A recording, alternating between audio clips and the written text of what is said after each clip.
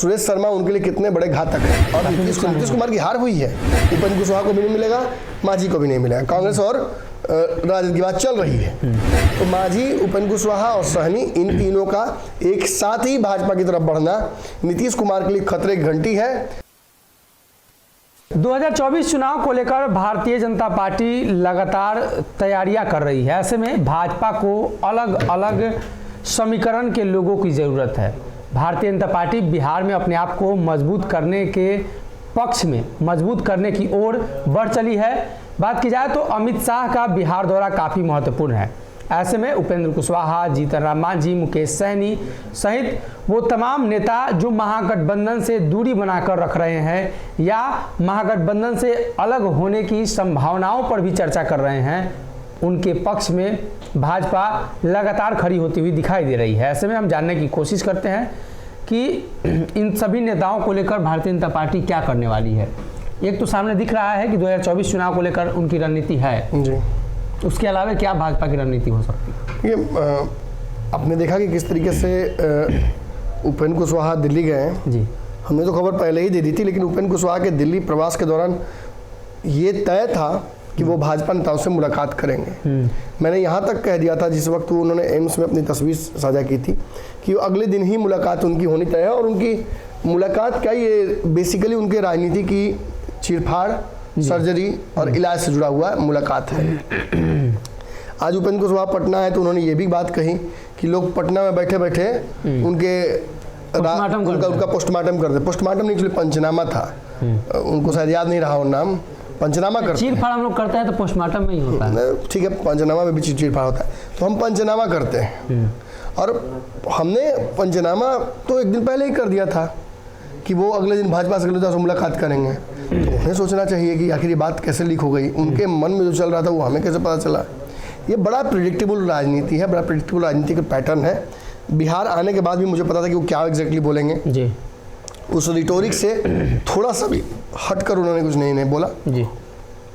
बात जहाँ तक है कि भाजपा के पक्ष की, तो ये अब तय हो चुका है कि जदयू ने उपेंद्र कुशवाहा को छोड़ दिया। नीतीश कुमार का बयान अगर कहीं हद तक ये कैंची था, नस्तर था, तो आज नीरज कुमार के बयान ने लगभग चीज़ों को साफ साफ अलग कर दिया है। आप बड़ा सही बोलते हैं कि अक्सर कि नीरज कुमार जब सामने आते हैं और कुछ बोलते हैं किसी मुद्दे पर तो वो लगभग फाइनल लाइन होता है जी। और ऐसा लगता है जैसे नीतीश कुमार ने उनको कहा है कि ये कह दो जाओ, लिख के दे दिए। बिल्कुल। और ये देखने पे साफ समझ में आ रहा है कि कहीं ना कहीं उपेंद्र कुशवाहा अब भाजपा की तरफ शिफ्ट हो गए। अब वो जितने दिन यहाँ जदयू में रहेंगे या जितने दिन वो अपना कार्यकाल बचाने के लिए रहेंगे या जितने दिन वो भाजपा से साठगांठ साइड लाइन से करेंगे, उतने दिन तक यहाँ पर डैमेज महागठबंधन को और जदयू को करने की कोशिश करते रहेंगे। बड़ी बात यह है कि जहाँ एक तरफ उपेंद्र कुशवाहा की मुलाकात हो रही है भाजपा नेताओं से, वहीं कल ही मुलाकात मुकेश सहनी की भी भाजपा नेता सुरेश शर्मा से हुई जी। अब सुरेश शर्मा से मुलाकात एक आम बात हो सकती है जी। लेकिन आप भी जानते हैं, मैं भी जानता हूं कि मुजफ्फरपुर की जो जिस राजनीति को करना चाहते हैं मुकेश सहनी, उस राजनीति में सुरेश शर्मा उनके लिए कितने बड़े घातक हैं जी, दुश्मन जैसे हैं। तो ऐसी स्थिति में अगर ये 2 महीने पहले मुलाकात अगर होने की स्थिति होती तो शायद मुकेश सहनी उस सभा में जाते भी नहीं जी। लेकिन कल जबरदस्ती दोनों का मिलना और एक वही फोटो वायरल होना जो उसमें वो दोनों बैठे हुए हैं साथ में और बातचीत करते हुए लग रहे हैं, निश्चित तौर पर ये इशारा करता है कि मुकेश सहनी भी 24 के चुनाव के लिए भाजपा की तरफ शिफ्ट हो चुके हैं। महागठबंधन में ना संभावनाएं हैं, ना सीटों का समझौता है, ना तालमेल है, ना संघर्ष की रणनीति है। तो ऐसे में महागठबंधन में बैठे रहना इंतजार में ये पिछले 2019 के चुनाव जैसा हो जाएगा, एग्जैक्टली वही होगा। तो ऐसी स्थिति में कहीं ना कहीं सबके पास ऑप्शन है कि भाई अपना अपना रास्ता निकाले। चिराग पासवान हो, आरसीपी सिंह हो, पृथ्वी माली हो, या अब उपेंद्र कुशवाहा उस रास्ते में चले आए हैं, नीतीश कुमार का नाम भी आ रहा है, मुकेश सहनी ने मुलाकात कर ही ली।